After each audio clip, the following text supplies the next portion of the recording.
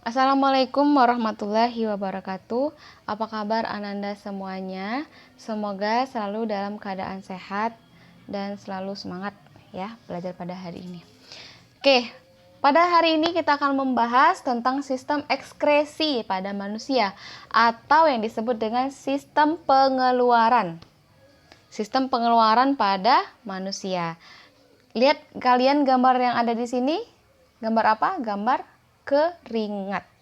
Nah, mengapa tubuh kita mengeluarkan keringat jika kita melakukan aktivitas yang berat atau berada di tempat yang panas? Setiap hari di dalam tubuh kita itu terjadi berbagai aktivitas metabolisme. Aktivitas metabolisme menghasilkan zat-zat sisa yang dapat meracuni tubuh kita jika tidak dikeluarkan. Nah, zat sisa tersebut dapat berupa urin, karbon dioksida, air, dan uap air. Zat-zat sisa dikeluarkan dari tubuh itu dari organ-organ tertentu. Nah, apa saja organnya? Terus bagaimana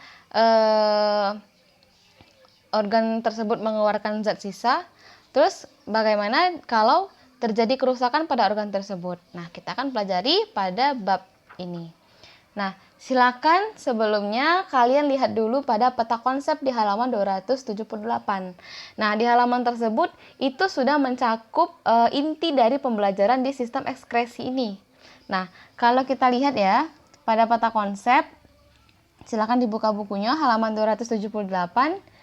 Kita bacanya dari tengah, dari sistem ekskresi manusia. Cara membacanya, sistem ekskresi pada manusia itu tersusun dari kulit, organnya ada kulit, paru-paru, ginjal, dan hati. Kalau kita baca dari kulit, sistem ekskresi tersusun dari yang kulit. Nah, kulit itu mengeluarkan keringat, yang mana keringat kita itu mengandung air, urea, dan garam mineral. Nah, ternyata kulit memiliki lapisan, ada 3 lapisan. Ada lapisan epidermis, lapisan dermis, dan lapisan subkutan. Yang mana di lapisan dermis, di bagian tengah, itulah yang terdapat kelenjar minyak dan kelenjar keringat. Yang mana kelenjar keringat akan menghasilkan keringat. Jadi intinya kulit itu dia mengeluarkan keringat, zat sisa berupa keringat. Ya, jadi keringat itu keluar dari bagian kulit kita. Nah, selanjutnya ada paru-paru. Paru-paru ini kita sudah pelajari pada bab sebelumnya, yaitu sistem pernapasan ya. Jadi paru-paru mengeluarkan karbon dioksida dan H2O atau uap air. Terus ada ginjal. Nah, sebelum ginjal itu ada hati, ada organ hati. Organ hati mengeluarkan empedu dan urea.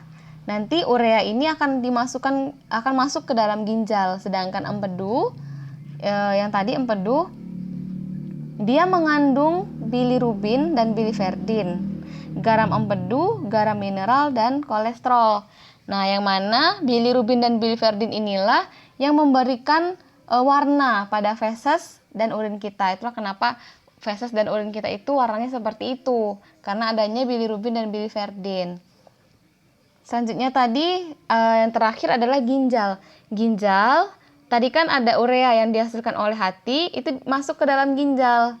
Nah, ginjal itu dia mengeluarkan urin ya atau air seni. Yang mana urin itu dia mengandung ada air, urea, hormon, amonia, vitamin, obat, asam urat, garam mineral, dan zat warna empedu. Nah, ini dikeluarkan karena tidak diperlukan lagi untuk tubuh kita. Dia sudah bersifat racun. Terus ginjal itu ada 3 bagian. Ada bagian korteks, ada bagian medula, dan ada bagian pelvis. Bagian korteks itu terdiri atas kapsul Bowman, glomerulus, tubulus proksimal, dan tubulus distal. Sedangkan kalau medula terdiri dari ada lengkung Henle dan tubulus collectivus. Nah, bagaimana proses urin itu bisa terbentuk di dalam ginjal? Karena ada 3 proses. Ada proses filtrasi, proses reabsorpsi, dan proses augmentasi. Nah, filtrasi ini terjadi proses ini itu di dalam kapsul Bowman dan glomerulus. Sedangkan kalau reabsorpsi atau penyerapan kembali itu terjadi pada tubulus proksimal. Lalu augmentasi atau pengumpulan ya, pengumpulan urin itu terjadi pada tubulus distal. Jadi jangan terbalik ya antara tubulus proksimal dengan tubulus distal. Oke, jadi itu ya inti dari pembelajaran di sistem ekskresi pada manusia ini. Oke, kita masuk ke apa saja sih penyusun dari sistem ekskresi ini ya, organ-organnya ya. Yang pertama, oke, sebelum itu, proses metabolisme menghasilkan energi dan zat yang berguna bagi tubuh. Selain itu, ada juga dihasilkan zat-zat yang tidak diperlukan lagi oleh tubuh, yang mana bisa bersifat racun dan dapat membahayakan tubuh. Karenanya harus dikeluarkan dari tubuh kita. Nah, proses pengeluaran ini kita sebut dengan ekskresi ya. Jadi ada empat organ yang bekerja yang berperan di sini, yaitu kulit, ginjal, paru-paru, dan hati. Yang pertama tadi kulit ya. Kulit tadi dia mengeluarkan keringat. Jadi untuk lapisan-lapisannya silakan kalian baca sendiri di buku ya.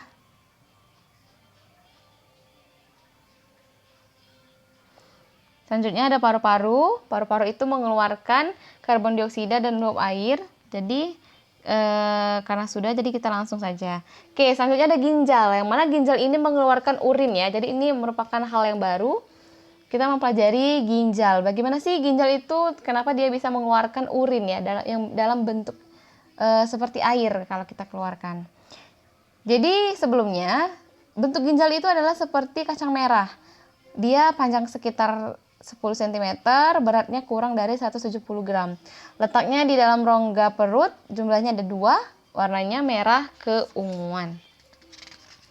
Zat sisa yang dikeluarkan adalah urin atau air seni ya. Ini tadi bagian-bagiannya. Ginjal ada 3 bagian ya. Ada bagian korteks, medula, dan pelvis. Korteks itu dia mengandung nefron ya, mengandung banyak. Pada kulit ginjal itu terdapat nefron yang fungsinya sebagai alat penyaring darah. Nah, di dalam korteks terdapat kurang lebih ada 1 juta nefron. Nah, di setiap nefron itu tersusun dari badan Malpighi dan saluran panjang atau tubulus. Jadi di dalam badan Malpighi inilah ada glomerulus dan kapsul Bowman. Sedangkan pada tubulus atau yang kita sebut dengan saluran itu terdapat lengkung Henle, tubulus contortus proximal, tubulus contortus distal, dan tubulus contortus collectivus. Jadi di dalam ginjal kan ada penyaringan darah ya. Ada penyaringan darah. Jadi kalau kita pernah dengar orang yang cuci darah, nah itu karena ginjalnya itu sudah tidak berfungsi dengan baik lagi. Yang mana seharusnya pencucian darah itu dilakukan oleh ginjal, tetapi karena mungkin ginjalnya terdapat masalah, jadi dia harus melakukan hemodialisis atau pencucian darah itu dengan alat bantu. Jadi ada 3 tahap ya, ada tahap penyaringan atau filtrasi, penyerapan kembali atau reabsorpsi, dan pengumpulan atau augmentasi. Nah, filtrasi ini darah yang mengandung sisa metabolisme. Jadi kan darah itu kan fungsinya adalah sebagai alat transportasi atau peredaran ya, dia yang mengangkut. Jadi dia mengangkut sisa metabolisme tadi masuk ke dalam ginjal. Nah, cairan tubuh keluar dari pembuluh arteri ginjal lalu masuk ke dalam badan Malpighi. Plasma darah dan zat terlarut disaring oleh glomerulus. Nah, hasil yang pertama ini namanya adalah urin primer.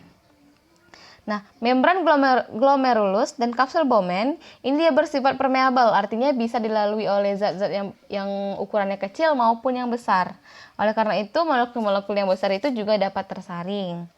Nah, urin primer ini mengandung air, glukosa, asam amino, dan garam mineral.